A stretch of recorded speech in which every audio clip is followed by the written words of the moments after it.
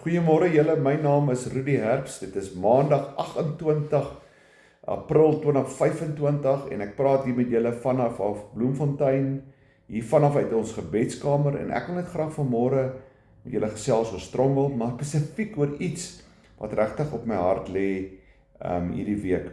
Ek het laasweek gehoor van 'n sakeman wat sy eie lewe geneem het. En ek weet nie, ek ken nie die agtergrond, ek weet nie wat die storie agter die storie is nie, maar eers mense, ek wil julle kom bemoedig, nee, daar is uitweg, en sy uitweg is Jesus Christus. Ek het so plus minus 8 jaar terug hierdie Here radikaal my lewe kom verander, vir my kom wys, waar is die weg, waar is die waarheid, waar is die lewe. Hy het vir my 'n nuwe lewe kom gee.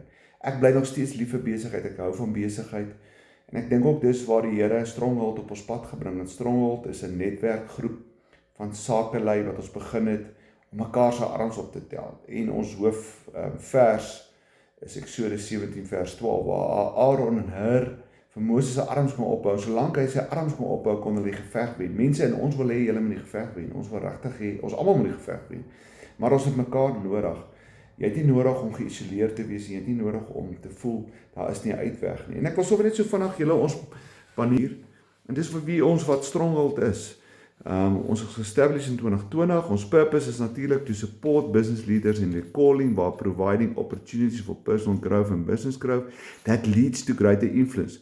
4 goed wat belangrik is op die missie. Eerste instansie, ons moet bid. Through prayer and encouragement, so ons moet bid tot ons Here, ons heilige almagtige God, want hy is die bron, hy is ons lewe, hy is ons voorsiener. Dan natuurlik, ons het almal tools nodig, by providing tools vir persoonlike growth, so dit is belangrik as jy self gaan groei, en natuurlik, jou besigheid moet groei, die derde ding. En die vierde ding is, ons moet 'n invloed hê oor die gemeenskap, oor die plek. Besigheid is so belangrik, want dit is 'n werkverskaffer vir mense, en dit gee vir mense 'n purpose, man. So mense, asseblief, hierdie boodskap, hoor my hart vanmôre, moenie alleen voel nie, as jy 'n besigheidseienaar het, en jy voel vanmôre, dinge is moeilik, dinge gaan nie so lekker, kontak as iemand asseblief by ons, van Stronghold Unlimited, jy sal seker op Facebook ons kontakbesonderhede kry, kontak ons bid saam met jou, ons netwerk saam met jou, sodat ons jou arms kan ophou. Mag julle 'n geseënde dag hê, mag julle 'n geseënde week hê, en mag julle weet, dat julle bron van lewe, julle bron van voorsiening is alleen Jesus Christus.